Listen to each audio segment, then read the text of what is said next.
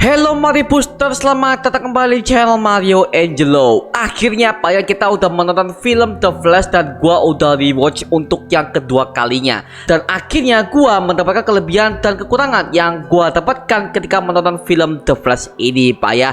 So kita akan bahas semuanya di video kali ini mengenai kelebihan dan kekurangan menurut pendapat gua pribadi untuk film The Flash ini. By the way, gua udah pernah bikin video first impressionnya kemarin, linknya ada di kolom deskripsi di bawah. Oke, buat yang pengen tahu bagaimana perasaan gua setelah menonton film The Flash itu semua udah gua jabarkan di video itu aja satu paket. So buat yang belum nonton, silahkan tonton video ini terlebih dahulu, baru habis itu kalian bisa kembali ke video ini untuk melihat review non spoiler kita. Oke?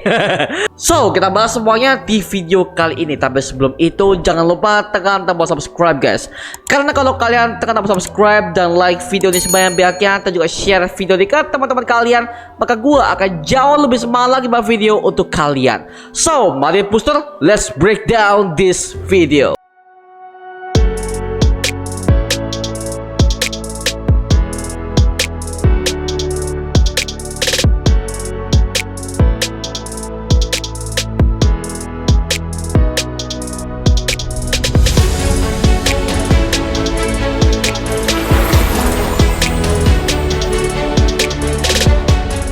Oke, The Flash. Ya, ini adalah film terakhir dari DCU Zack Snyder dan ini juga merupakan sebagai bentuk perpisahan Zack Snyder kepada para fans di seluruh dunia untuk fanboy DC. Oke, dan ini akan menjadi transisi utama untuk DCU Chapter 1 Gods and Monsters yang sudah diumumkan oleh James Gunn di bulan Februari tahun 2023 kemarin Pak ya.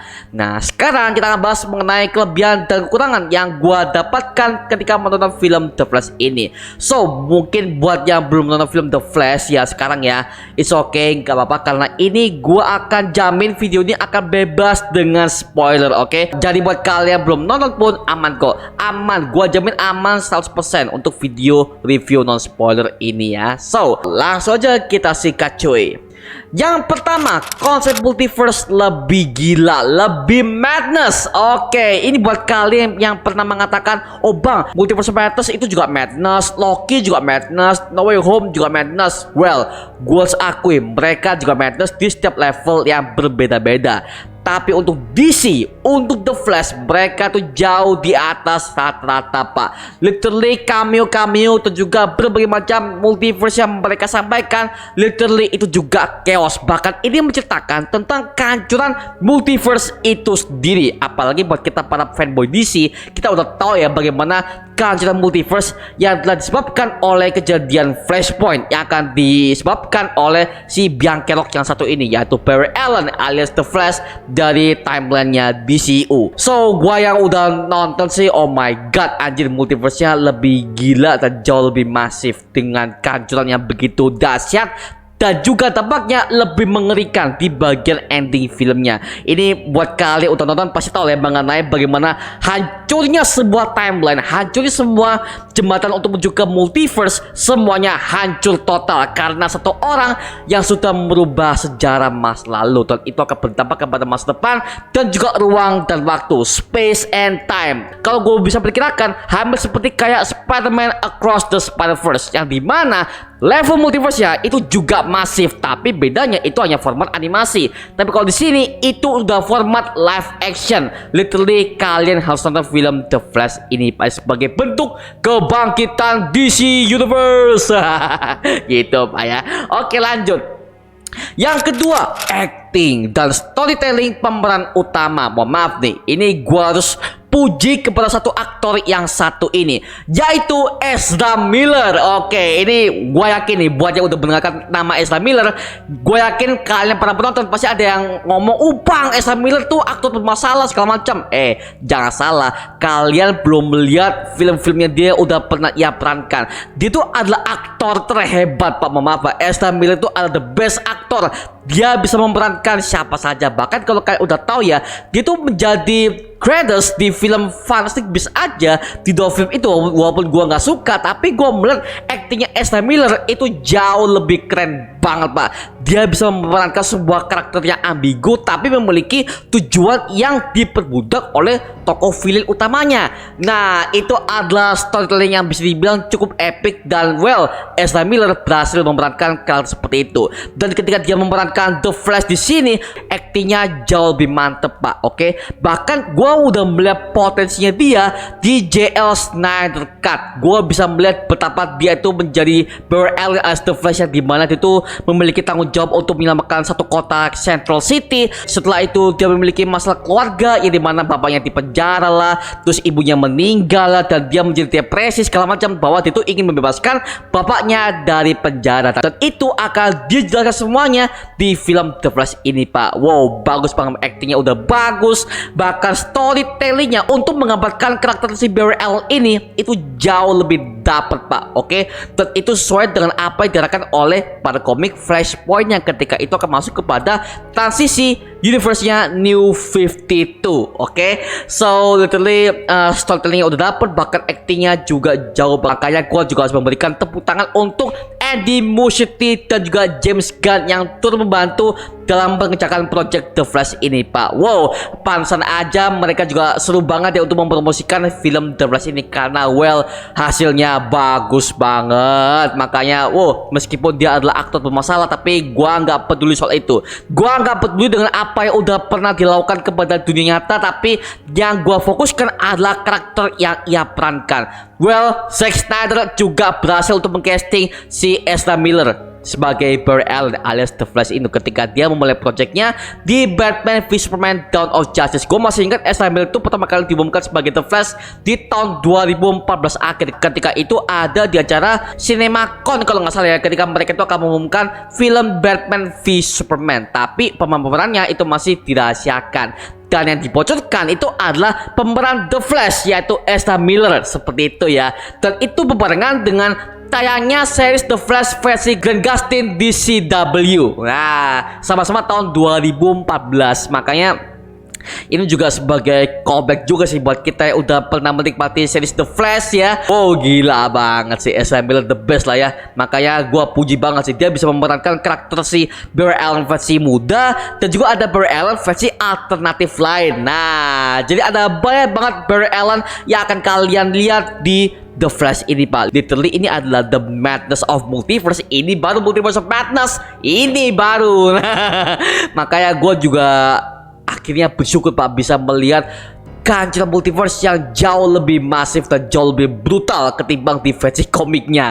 Seperti itu. Wow, gila banget sih. Ini juga bisa menghibur kita semua sih. Yang ketiga, banyak banget easter egg dari komik aslinya. Oke, buat kalian para pencinta komik ataupun kalian udah menonton film animasinya di film JL Flashpoint Paradox atau di komik Flashpointnya, kalian akan mendapatkan banyak banget easter egg yang ada pada komik aslinya. Ada banyak banget. Jadi literally yang gue lihat, Andy Muschietti sebagai sutradaranya, dia kayak juga baca dari komik Flashpoint ini, sehingga ketika dia akan menggarap Flashpoint versi dia sendiri, dia tidak menghilangkan unsur utama dalam Flashpoint itu.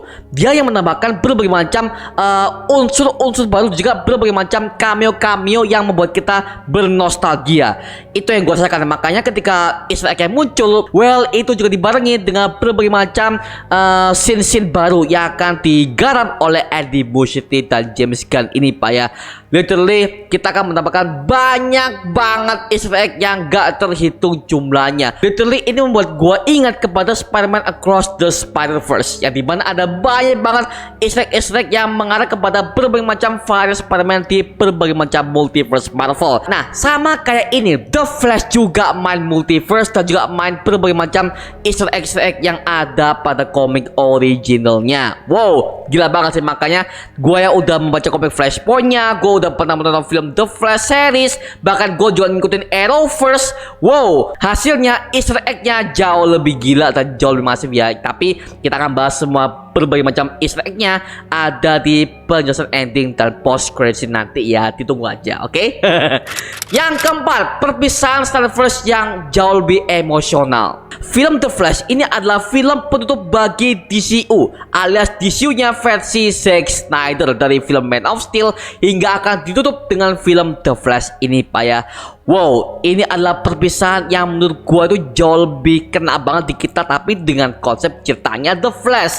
Tapi gue bisa merasakan bahwa fans tuh akan kehilangan dengan sosok DCU yang digarap oleh Zack Snyder dengan segitu epicnya, di mulai dari Man of Steel, BVS, bahkan JL Snyder Cut, yang dimana itu udah pernah diumumkan di bulan Mei tahun 2023 kemarin ketika dia tuh udah mengatakan nobar untuk para fans Snyder dan juga para fans DC di seluruh dunia Pak, bersama dengan dia untuk menonton hasil karya terakhir dia di DC Extended Universe. Makanya ini The Flash ini sebagai gantinya dia udah menggarapnya jauh lebih masif Pak, dan gue yakin, gue curiga untuk film The Flash ini ada kerjasama dengan Zack Snyder di dalamnya, cuman namanya nggak di post credit scene-nya. Tapi wow, literally ini adalah perpisahan Snyderverse yang menurut gue jauh lebih epic dan mengharukan sih Pak. Gue jujur gue terharu banget ketika gue tidak bisa menonton Snyderverse lagi. Yang kelima, scoring musik yang jauh lebih memorable. Oke ya, buat yang mengatakan scoring musiknya, oke, scoring musiknya di film The Flash ini banyak banget Bapak, dan itu literally pas banget dengan momennya, ketika ada momen ketika mereka itu lagi action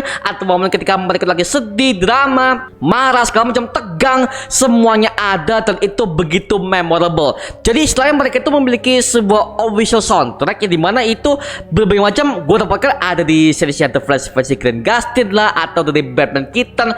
Well, literally semuanya penuh dengan nostalgia momen. Ini buat kalian udah pernah merasakan Batman Keaton tahun 89 hingga tahun 92, well, memori kalian akan ditarik kembali kepada momen-momen saat itu juga Pak. Wow, wow, anjir, gua ketika lihat Batman Keaton di sini ya, itu ada banyak banget soundtrack yang bisa dibilang cukup ikonik dari film pertama hingga di film keduanya, dan itu membuat gue sebagai fanboy lama ya, maaf ya gue nggak sombong, tapi literally gue udah merasakan itu sejak gue masih kecil, dan ya gue merasa ke service banget Bapak. Literally service ya, kalau soal multiverse ya gak akan bisa luput lah ya. Tapi itulah yang gua rasakan untuk mengenai soundtrack yang mereka tawarkan di film The Flash ini. So literally kalau soundtracknya udah bagus, berarti filmnya juga bisa membawakan jauh lebih epic lagi, bahkan bisa mengimbangkan semua soundtrack legendaris ini ke dalam filmnya Pak. Itu dia, wah gitu Pak ya. Itu adalah hal yang paling bagus banget sih di gua sih. Oke, tadi kita udah bahas semuanya kelebihan yang gua dapatkan untuk film The Flash ini. Sekarang kita akan bahas semuanya kekurangan yang gua dapatkan ketika menonton film The Flash ini. Yang pertama, CGI yang beberapa kasar. Maaf ya, ini gua juga sebagai penikmat film, gua juga mengeluhkan ada begitu banyak CGI, beberapa mereka itu kasar. Contoh ada ledakan topengnya Ben Affleck, aduh, mereka juga aduh CGI-nya kelihatan banget Pak, meskipun cuma sepersekian detik, tapi gue bisa merasakan itu topeng Batman kok mulus banget ya Ben Affleck, apalagi Pak, karena kita tahu ya di film Batman v Superman sama di JL Snyder Cut aja muka Ben Affleck gak semulus itu Pak, makanya gue langsung ngomong astaga CGI-nya masih ketara CGI banget gitu loh, makanya gue bisa bilang ini udah projectnya udah dikerjakan selama 3 tahun, tapi dari segi hasil CGI-nya itu gak semirip mungkin dengan versinya Disney segala macam ya. Tapi sayangnya CGI-nya tidak dimaksimalkan. Tapi well ya, meskipun begitu, gue enjoy dengan storytellingnya, gue enjoy banget dengan penggarapan karakternya, dan gue enjoy banget dengan pembawaan Andy Muschietti dan juga berbagai macam aktor-aktor yang ia libatkan untuk project The Flash ini Pak. Wow, it's okay. Well, tapi ya lagi-lagi sekali lagi CGI-nya juga agak sedikit mengganggu di mata, makanya gue masukkan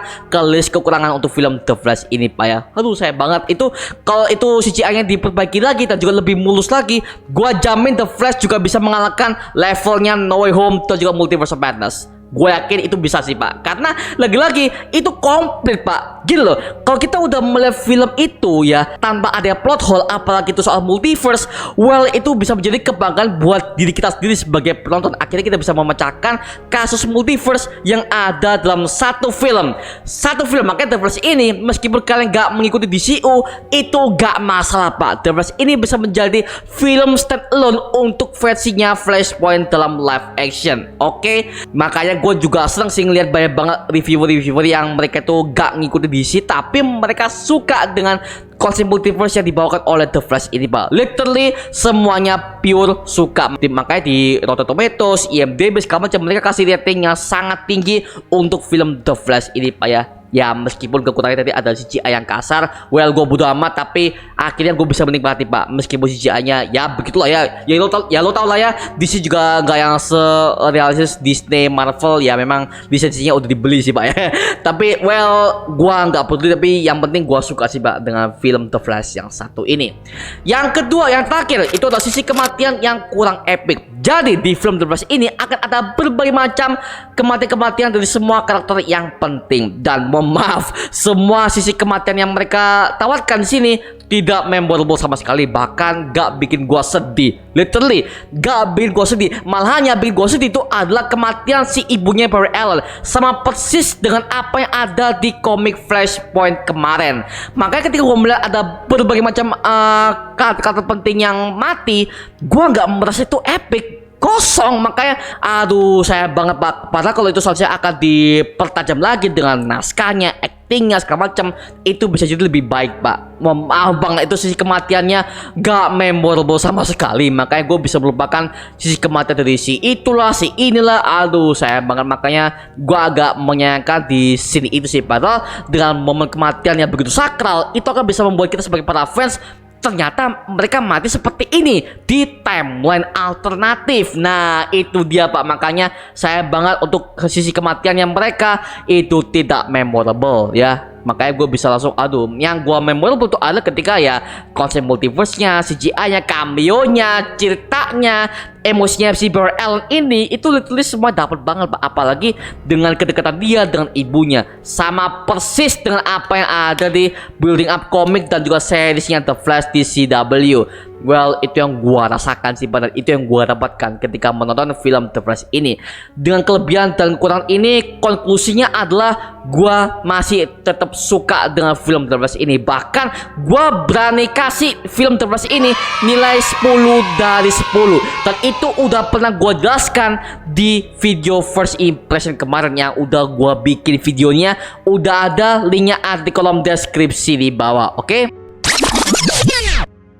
So, itu coba mengenai review film The Flash ini, dari kelebihannya dan kekurangan yang gua dapatkan. Oke? Nah, sekarang giliran kalian guys yang udah menonton film The Flash ini. Menurut kalian gimana yang udah menonton film The Flash? Tulis di kolom komentar di bawah dan kita bisa diskusi bareng seperti biasanya. Dan tolong ditetapkan buat kalian jangan menelan mentah-mentah pendapat gua yang satu ini, karena bisa jadi kalian para audiens bisa merasakan sesuatu yang berbeda. Maka dari itu gua minta, please, gua minta pendapat kalian yang udah menonton film The Flash ini. Bagaimana tanggapan kalian? Bagaimana review kalian sendiri? Tulis aja di kolom komentar di bawah. Nanti kita akan bisa diskusi bareng seperti biasanya, oke? Tapi sebelum kita lanjut, gua akan memberikan sebuah informasi penting buat kalian bahwa kita akan mengadakan nobar untuk film The Flash di berbagai macam kota yang ada di Indonesia seperti Surabaya, Jakarta, Bandung, dan juga Jember. Silahkan pause banner yang satu ini dan hubungi semua admin-admin yang ada di bawah poster ini ya. Karena di nobar ini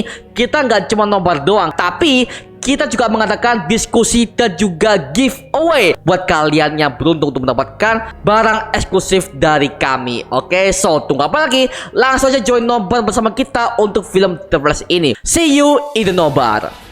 So, itu aja mengenai video kali ini. Coba like, comment, subscribe untuk mendukung gua sama video menderita mengibarkan semua, karena gua janji sebisa mungkin gua akan buat video seperti ini lagi untuk kalian. Dan jangan lupa untuk follow semua sosial media kita, Instagram, Twitter, TikTok, bahkan Spotify kita ya. Linknya untuk gue siapkan di kolom deskripsi di bawah. Karena situ kita juga update beberapa konten terbaru buat kalian. Dan kalau kalian ingin join bersama kita di grup komunitas, langsung aja join di grup WA kita, namanya Mario Putra Official. Linknya untuk gue siapkan di kolom deskripsi di bawah.